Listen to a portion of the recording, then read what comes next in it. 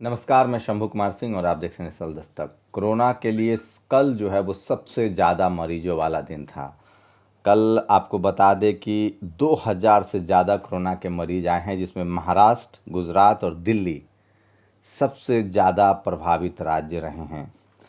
केंद्र सरकार ने 1930 और 1944 ये दो हेल्पलाइन नंबर जारी किए हैं। आप फिर से याद कर लीजिए, 1930 1944। हो सकता है कि अब जांच और बढ़ानी पड़ेगी स्पीड। बिहार में एक फैसला हुआ है कि गांव-गांव में जाकर लोग घरों में जाकर टेस्ट करेंगे, तो ये टेस्ट बढ़ाना पड़ेगा। अमेरिका में जिस तरह से लगभग मान के चलिए कि 10 लाख के करीब लोग वहाँ कोरोना के चपेट में आ चुके हैं और 30,000 से ज़्यादा मौतें हो चुकी हैं। भारत में अभी बात करें तो कल शनिवार को 2154 नए केस आए हैं। महाराष्ट्र में 328, गुजरात में 280, दिल्ली में 186, उत्तर प्रदेश में 125, राजस्थान में 122, मध्य प्रदेश में 92, तेलंगाना में 43, कर्नाटक में 25, केरल में 4, आंध्र प्रदेश में 31, पश्चिम बंगाल में 32 और पंजाब में 23 नए मामले आए हैं। देश में कोरोना के 16,000 से ज़्यादा केस हैं। 488 लोगों की मौत की अब तक पुष्टि हुई है। और आपको मान के चलिए कि ये 24 घंटा अब हेल्पलाइन है। सरकार प्लान कर रही है कि जिनको नॉर्मल फ्लू भी हैं, अगर वो टेस्ट करवाना चाहे तो टेस्ट करवा सकते हैं। 1930 और 1944 से दो हेल्पलाइन नंबर जारी किए गए हैं। अधिकारी ने कहा कि एकल आपात प्रतिक्रिया नंबर 112 सभी राज्यों और केंद्र शासित प्रदेशों में काम कर रहा है। 112 मोबाइल ऐप संबंधित सभी जगह पर तुरंत सेवाएं उपलब्ध करवाती है। अगर कोई और आपको दिक्कत है, जैसे गर्भवती महिलाएं, बुजुर्ग, दिव्यांग, तो 112 पर भी आप कॉल कर सकते हैं। तो इस तरह से कोरोना अपडेट में आपको बता रहा था, लेकिन इससे भी ज़्यादा जो है वो जातीय हिंसा लगातार बढ़ती जा रही है। तो वो भी मैं बताऊंगा, क्योंकि वो मेरे लिए सोशल मीडिया ही सच्ची मीडिया है, बहुजन मीडिया है। तो हम आपको वहाँ ले चलते हैं कि वहाँ लोग कैसे सोच रहे हैं, क्योंकि वो जो खबरें होती हैं वो ज़्यादा इम्पोर्टेंट है आपके लिए। और मैं चाहता हूँ कि वो खबरें जो जो सोशल मीडिया पर जो है वो आपको ले चलूँ और बताऊँ। तो सबसे पहली खबर जो सोशल मीडिया पर जो वायरल है कि चंद्रशेखर आज़ाद ने ट्वीट किया, बिहार में अंतर्जातीय विवाह करने पर बिहार पुलिस विक्रम को पुलिस कस्टडी में पीट पीट कर हत्या कर देती है। संतोष ने इस हत्या के खिलाफ आवाज़ उठाई तो पुलिस ने संतोष कुमार को बेरहमी से पीट कर मार डाला। नीतीश कुमार जी बताए क्या पुलिस जनता की रक्षा। ये दोनों गैर सवर्ण युवक थे और जातीय वजह से यहाँ हत्या हुई है, इसलिए मुझे मत कहे कि मैं जातिवाद भड़का रहा हूँ। ओबीसी के लोग थे और एक लड़की से उन्होंने जो सुप्रीम कोर्ट जिसको हॉरर किलिंग कहती है, पुलिस के एक लड़का था जिसका नाम विक्रम था, उसको किसी दूसरी जाति की लड़की से प्यार होता है और पुलिस उसको उठा के ले जाती है। उसकी इतनी पिटाई होती है कि खबरें आई थी कि बाद में उसको सुसाइड का रंग दिया जाता है। उसके बाद उसी हत्या के खिलाफ, उसी मौत के खिलाफ, उसी को जांच को लेकर संतोष नाम के एक और ओबीसी के शख्स थे, वो मांग कर रहे थे, जिसके बाद उनको भी पुलिस गिरफ्तार करती है, पिटाई करती है। इसको लेकर विजय पासवान ने एक वीडियो भी जारी किया है। मैं कोशिश करूंगा कि उसको लगाऊं, और इसको लेकर लगातार लोग जो हैं फेसबुक पर अपडेट कर रहे हैं। तो सोशल मीडिया जो है, एक चौंकाने वाली खबर आई है, एक वीडियो जारी हुआ है जिसमें दिखाया गया कि दिल्ली में किस तरह से तबलीगी जमात के नाम पर कुछ हिंदू, वो खुद कह रहे हैं कि मैं हिंदू हूँ और मुझे तबलीगी जमात के नाम पर क्वारंटाइन कर दिया गया। वो वीडियो है, वो भी दिखाऊंगा। तो बेगूसराय को लेकर लगातार लोग जो हैं बातचीत कर रहे हैं। बेगूसराय के क्रांतिकारी अम्बेडकरवादी साथी संतोष कुमार हमारे बीच नहीं रहे। संतोष लगातार जिले में दलित, गरीब, अल्पसंख्यकों की आवाज़ उठा रहे थे, जिस वजह से लगातार मनोवादी ताकतों के निशाने पर थे। तो नीतीश जी को ट्वीट किया जा रहा है। कन्हैया कुमार जो हैं वो बेगूसराय से आते हैं, गिरिराज सिंह वहाँ से सांसद हैं, वहाँ से कैबिनेट मिनिस्टर भी हैं, उनको देखना चाहिए था। दिलीप मंडल ने, रजत शर्मा एक ट्वीट करते हैं कि जो शादी हुई थी उसको लेकर, जो कुमार स्वामी और एसडी कुमार स्वामी की शादी के बेटे की शादी हुई थी और देवगौड़ा के वो पोते हुए हैं। रजत जी पूछते हैं कि इसमें येदुरप्पा कहाँ है, तो दिलीप मंडल ने वो फ़ोटो शेयर किया है, कहा कि येदुरप्पा एकदम बीच में है। तो सोचिए किस तरह से पत्रकार जो हैं एक पार्टी विशेष के लोगों को बचाने की कोशिश करते हैं, लेकिन सोशल मीडिया जो है वो साफ साफ बता रहा है। सरकार जो है वो अभी भी कोरोना में हिंदू मुस्लिम करने से बाज नहीं आ रही है। प्रेस ट्रस्ट की ये प्रेस रिलीज है। 14,378 पॉजिटिव कोविड-19 case, 4,291 link to Tablighi Jamaat कंजीरियंस हेल्थ मिनिस्ट्री। मिलॉर्ड, मैं कोरोना से मरने वालों के बारे में भी ऐसा ही आंकड़ा पिछले 10 दिन से मांग रहा हूँ, ये आंकड़ा कोई भी नहीं दे रहा मिलॉर्ड। तो ये सरकार जो है वो लगातार कर रही है। तो एमपी, ये इमरान प्रतापगढ़ी ने पोस्ट शेयर किया है कि इंदौर के कलेक्टर ने कहा है कि एयरपोर्ट की स्क्रीनिंग नहीं होने से शहर में फैला कोरोना। इंदौर बहुत प्रभावित शहर है। आज तक की ये खबर है जिसको इमरान प्रतापगढ़ी ने शेयर किया है, और प्रधानमंत्री जबकि कह रहे थे कि शुरू से ही स्क्रीनिंग हो रही थी। तो एक एबीपी न्यूज़ कल खबर चला रहा था, उसको उमाशंकर सिंह जो एनडीटीवी के रिपोर्टर उन्होंने खबर शेयर की है कि भारत में गर्मी बढ़ाने की पाकिस्तान की साजिश तो पिछले साल की थी, इस साल तो वह भारतीय न्यूज़ चैनलों पर कुछ नया गुल खिलाएगा। तो ये पिछले साल एक खबर चल रही थी कि गर्मी से पाकिस्तान गर्मी के लिए जिम्मेदार है, ये अभी शेयर लोग कर रहे हैं खबर।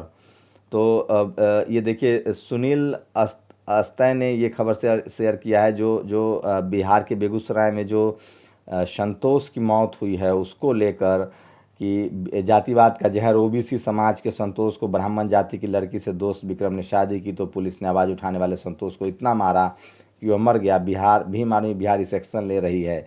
भीम आर्मी चीफ ने साथ दिया है। आखिर कब तक जातिवाद के नाम पर मारेंगे? नीतीश जी को ये ट्वीट करना चाहिए, तेजस्वी यादव को जरूर बोलना चाहिए। ये पूरी तरह से जातीय हमला है, जाति की वजह से हमला हुआ है। नितिन राव जो कि बिजली मंत्री हैं महाराष्ट्र के, Modi government is taking 12 to 18% GST on various drugs and sanitiser which are essential to fight against corona virus. सोचिए, जो कोरोना वायरस के लिए ड्रग्स, दवाइयाँ और सैनिटाइज़र जो इसेंशियल है उस पर सरकार 12% से 18% जीएसटी ले रही है। वो मांग कर रहे हैं कि जीएसटी को हटा दिया जाए। तो ये खबर भी बहुत इम्पोर्टेंट है जो आपको जानना चाहिए। कंगना रनौत ने आप लोगों को फिर से लॉकडाउन की बधाई दी है। कंगना रनौत का कहना है कि सोशल मीडिया को बंद कर दिया जाए, जैसे उनकी बहन का जब ट्विटर हैंडल सस्पेंड कर दिया गया जिसमें उन्होंने मुसलमानों को गोली मार देने की बात कही थी, उसके बाद से ट्विटर हैंडल सस्पेंड कर दिया गया। अब उनका कहना है कि ये ट्विटर जो है, फेसबुक जो है, ये विदेशी हैं, ये राष्ट्रवादी नहीं है, ये इनको ख़त्म कर देना चाहिए भारत में। और वो दोनों औठी ऐसे करके कहते हैं लॉकडाउन बधाई, मतलब लॉकडाउन आपको मुबारक हो। चलिए कंगना जी,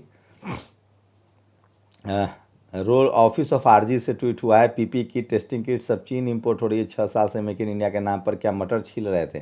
तो मेक इन इंडिया को लेकर सवाल उठा रहे हैं। जिस तरह से सोशल मीडिया पर सबसे ज़्यादा सवाल उठाया जा रहा है कि जब विदेश से लोगों को मंगवाया गए, अमीर लोगों को, भारत में भी अमीर लोगों को घर शिफ्ट किया जा रहा है, तो सिर्फ विदेश में फंसे गरीब, भारत में फंसे गरीब, इनको क्यों मदद नहीं की जा रही? कम से कम खाना ही पहुंचा दीजिए साहब, ऐसा नहीं हो रहा है। तो ये तो सवाल उठता है। मैं अभी एक चैनल देख रहा था, उसमें किसी ने पूछा है कि कोरोना से करोड़पति अमीरों की संख्या घट रही है, तो एक जो पैनलिस्ट हैं वो ईमानदारी से जवाब देते हैं कि कोरोना से अमीर मर जाए, सब कुछ ख़त्म हो जाए, अमीर, सेठ, साहूकार, लेकिन तभी दुनिया चलती रहेगी। कोरोना से किसान नहीं ख़त्म होना चाहिए। किसान जब तक रहेगा धरती चलती रहेगी, मजदूर रहेगा तब तक धरती चलती रहेगी। खाना नहीं रहेगा तो क्या खाइएगा?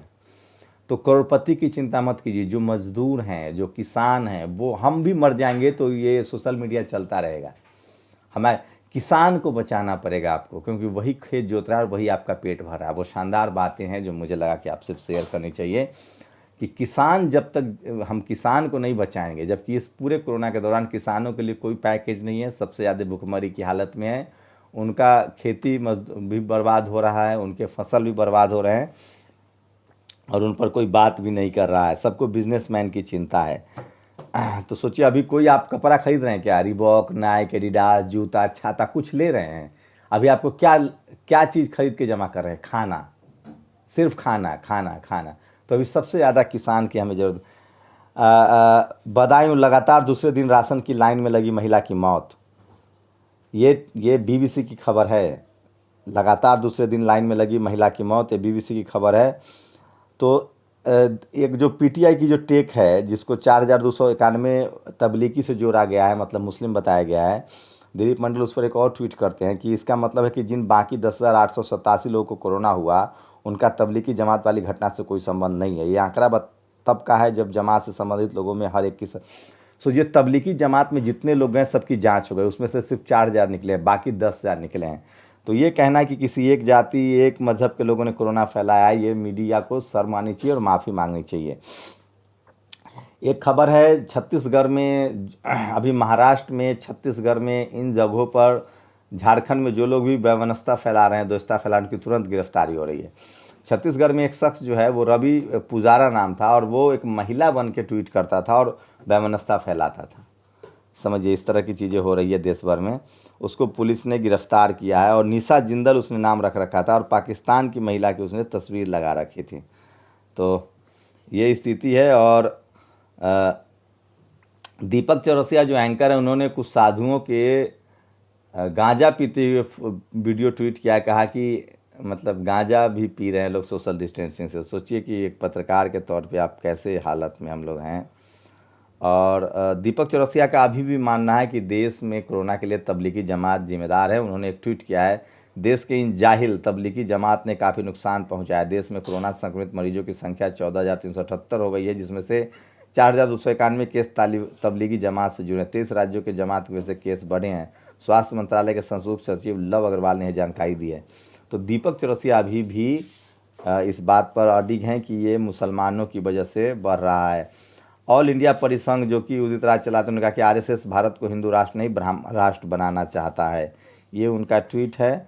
और अरुणिमा ने एक द टाइम्स ऑफ इंडिया का खबर शेयर की है। 3 लड़के मुस्लिम बनकर खुद को कोरोना इन्फेक्टेड बताकर पुलिस पर थूकते हैं। पुलिस द्वारा सख्ती से पूछताछ पर पता चलता है हिंदू हैं, शुक्र है सब ठीक है। ये कर्नाटक की खबर है और ये हिंदुस्तान टाइम्स में खबर छपी है। 3 लोग आते हैं, पुलिस वाले पर थूकते हैं और कहते हैं कि मैं मुसलमान हूँ। जब पकड़ा जाता है, इन्वेस्टिगेशन होता है तो पता चलता है कि हिंदू हैं। तो इस तरह की भी मुसलमानों के प्रति कंस्पिरेसी जो है वो बढ़ाया जा रहा है। ये नया भारत है। सलमान खान के बयान पर टीवी पर शो आता है, लेकिन अमर्त्य सेन, रघुराम राजन और अभिजीत बनर्जी के बयान पर ठीक से खबर भी नहीं बनती है। तो ये ट्विटर पर बसंत कुमार ने लिखा है, काफ़ी ज्वाला गुट्टा ने मजहब नहीं सीखा था, आपस में बैर रखना, हिंदी हैं हम, वतन हिंदुस्तान हमारा। जिस तरह से बबीता फोगट ने जिस तरह से जातिवाद फैलाया, मजहबी दंगा फैलाने की कोशिश की है उन्होंने, उसको लेकर खिलाड़ी ही अब आगे आ रहे हैं। और गीता बबीता, ये दोनों उनका फेवरेट नाम है, उनके पिता कहते थे गीता बबीता। वही गीता फोगट और बबीता फोगट जो दंगल फिल्म से, वो आजकल बीजेपी की नेता हैं, तो वो बहुत ज़्यादा, तो उन पर एफआईआर भी दर्ज हुआ है। उनको लेकर ज्वाला गुट्टा जो कि बैडमिंटन की चैंपियन रही, उन्होंने कहा, ऋषिकांत कुशवाहा ने कहा है, सबका साथ वाली सरकार ने 200 चार्टर्ड प्लेन से क्लास 1 की औलादें बुलाई, 300 बसों से क्लास 2 की औलादें पहुंच रही हैं। 3rd क्लास के मजदूर अपने कुपोषण से और भूख से प्यासे मरे हुए बच्चों को रास्ते किनारे गाड़ते और पैर फोड़ते, पुलिस का कहर झेलते अपने गांव में पहुंचने के लिए भीड़ भरी कतार में चल रहे हैं। 130 करोड़ भारत। अब आप मुझे मत कहना कि आपको अच्छाई नहीं दिखती। अविनाश काकरे का ये जो ट्वीट है उन्होंने पोस्ट किया है। सारी खबर इसी में मर्म है। काश इस देश का कोई पत्रकार SC ST OBC माइनॉरिटी बहुजन से होता और ये सवाल पूछता। तो ये तमाम बड़ी खबरें थी जो मैं आपको बता रहा था। और इसलिए मैं बार बार कहता हूँ कि सोशल मीडिया ही सच्चा मीडिया है, बस सावधानी बरतने की ज़रूरत है।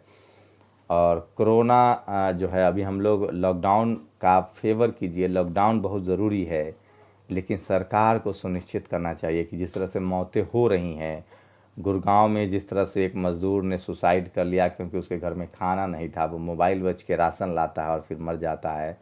बदायूं में जिस तरह से खाने की लाइन में लगने पर एक बुज़ुर्ग की मौत हो जाती है। ये सारी खबरें बता रही हैं कि लोगों का सहारा नहीं मिल रहा है। अभी जो भी लोगों को मदद मिल रही है वो NGO या सामाजिक संगठन या इस तरह के लोग जो हैं वो मदद कर रहे हैं। सरकार को और इनिशिएट करना चाहिए। बुरा वक्त है, सब कुछ उल्टा हो रहा है, इंसानियत मानवता खतरे में है, पूरी दुनिया में ये महामारी है। लेकिन ऐसे में हम सबकी नैतिक जिम्मेदारी है कि जितना हो सके एक दूसरे का हाथ बटाएं। फिजिकल डिस्टेंसिंग, हाथ बटाने का मतलब हाथ बटाना मतलब एक दूसरे की मदद करें, अप्रोच करें। सरकार को और उन तमाम लोगों को जो इस देश के या नागरिक हैं, दुनिया में भी हैं, किसी भी तरह के मज़हब को आप किनारे रखिए, जाति को किनारे रखिए। अभी वक्त नहीं है ये सब करने का। जातीय हमले बढ़ रहे हैं, मजहबी हमले बढ़ रहे हैं, द्वेषता बढ़ रहा है, तो ये इस सब पर कंट्रोल रखिए। अभी सिर्फ आपको दोषी की पहचान करनी होगी और कम से कम अब तो इंसानियत को बचाइए। आप लोग की क्या प्रतिक्रिया, अपनी प्रतिक्रिया जरूर दीजिए। शुक्रिया।